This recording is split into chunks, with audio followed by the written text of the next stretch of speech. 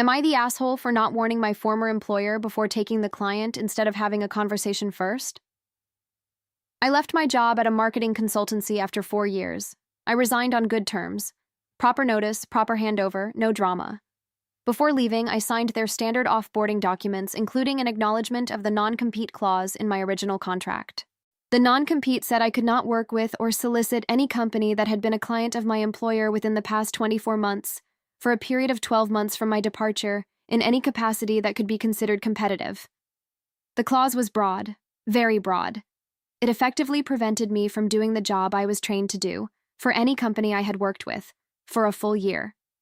It included no compensation for the restriction period, no garden leave, no payment in lieu, nothing. I was expected to simply not work in my field with familiar clients. Before I left, I consulted an employment lawyer. I gave her the contract. I asked one question: is this enforceable?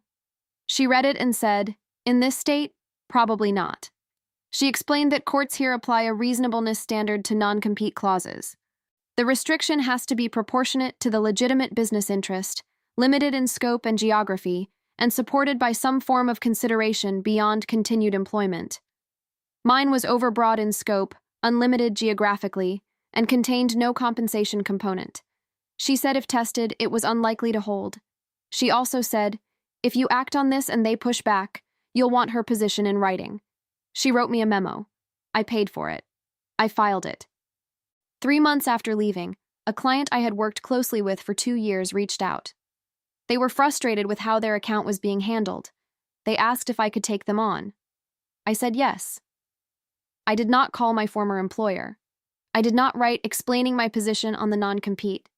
I had legal advice. I had a written memo. The client was mine to take. 2 weeks later, I received a cease and desist letter. Follow for part 2.